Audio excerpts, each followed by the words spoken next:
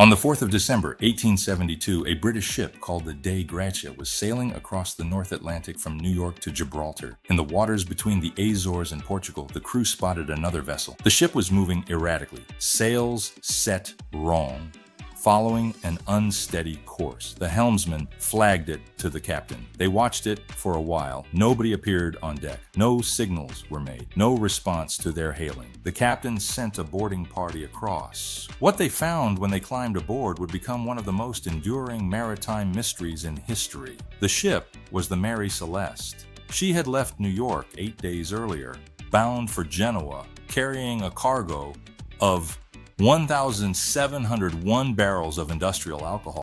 There was food in the galley. There was water in the hold. The cargo was almost entirely intact. The ship was structurally sound.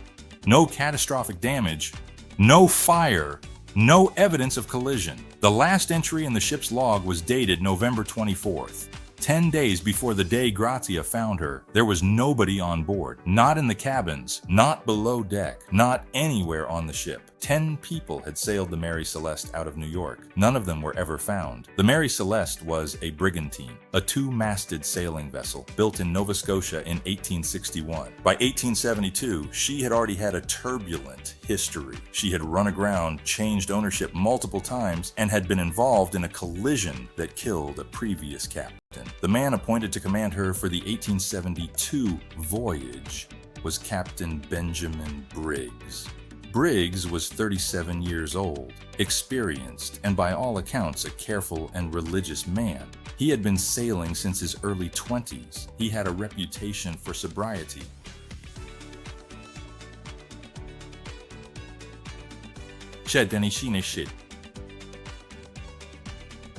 Drink, and reportedly would not carry crew members who did. He was so confident in the voyage that he brought his wife Sarah and their 2-year-old daughter Sophia along with him. This was not uncommon practice for captains of the era, but it is telling.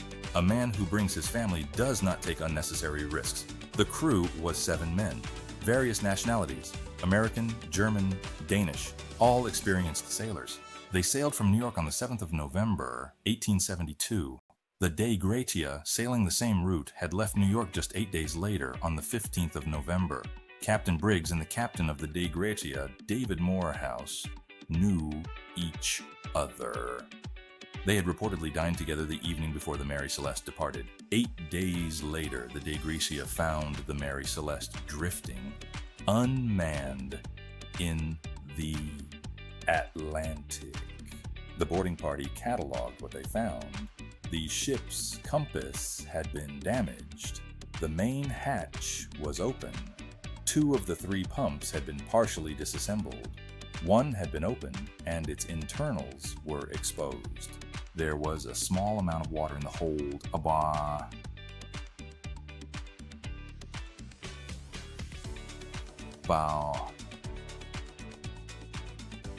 3.5 feet, which was not alarming for a working vessel at sea in November. 9 of the 1,701 barrels of industrial alcohol were empty. The seals on the remaining barrels were intact. The last navigational entry in the ship's log showed the Mary Celeste's position as of November 24th, near the island of Santa Maria in the Azores. Between that position and where the Dei Gratia found her, the ship had sailed approximately 400 miles on her own. The lifeboat was missing. The captain's navigational instruments, his sextant and marine chronometer, were missing. These last 2 details matter. A sextant and chronometer are not things a crew abandons in a panic. They are precisely the tools you take with you if you are leaving a ship in a controlled way and intend to navigate to safety. Somebody on that ship made decisions before they left. Captain Briggs's personal belongings were still in his cabin. Sarah Briggs's jewelry and clothing were still there. Sophia's toys were still there. Their food, their money, their possessions, all left behind. They took the lifeboat, the navigation instruments, and nothing else. Then they vanished from the historical record entirely. The De Graya crew brought the Mary Celeste into Gibraltar. What followed was an investigation by the British Vice Admiralty Court that lasted several months and reached no firm conclusion. The investigator, a man named Frederick Solly Flood, was suspicious of the De Graya crew from the start. His theory was that they had either committed mutiny against their own captain, boarded the Mary Celeste and killed her crew for the salvage money, or colluded with the Mary Celeste crew in some kind of fraud. He sent samples of a reddish-brown substance found on the ship's rail and on the captain's sword to an analyst, suggesting it might be blood. The analyst's report came back, not blood. The substance on the rail was not blood. The substance on the sword was not blood either. It appeared to be rust and water staining. No evidence of violence was found anywhere on the ship. The De Graya crew was eventually awarded a salvage payment, but a reduced one, reflecting the court's lingering suspicion. No charges were ever filed. The question of what actually happened to the 10 people on the Mary Celeste remained entirely open. Arthur Conan Doyle, who would later create Sherlock Holmes, was a 24-year-old medical student in Edinburgh when the Mary Celeste case was being reported in the press. In 1884, he published a short story in Cornhill magazine titled J. Habakkuk Jeffson's Statement, a fictionalized account of the mystery in which the ship was taken over by a fanatical passenger intent on sailing it to Africa. The story was written and presented in a way that many readers initially took for a genuine testimony. It was entirely fictional.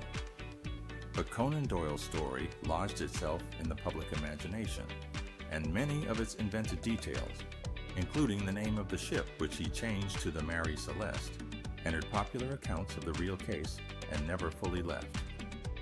The confusion between fact and Conan Doyle's fiction has made the genuine evidence harder to assess ever since.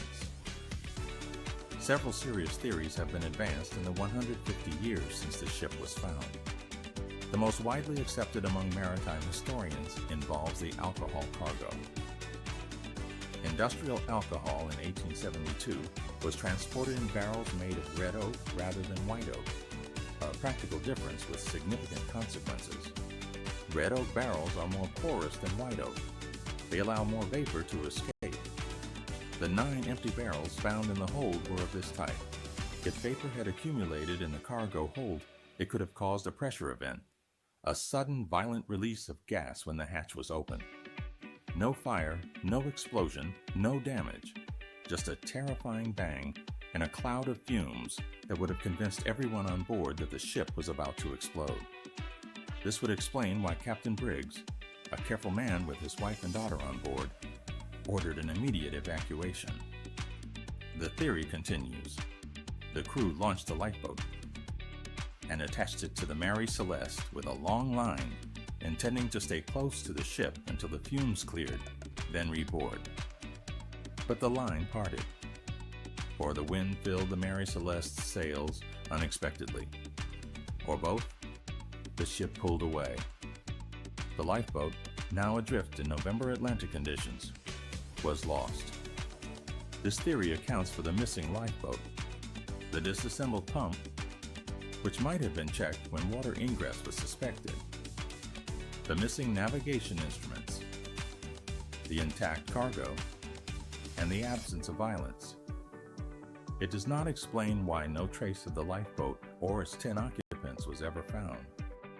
The North Atlantic in November is a brutal environment.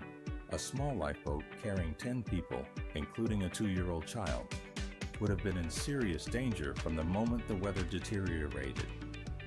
It is possible, probable even, that the lifeboat simply sank.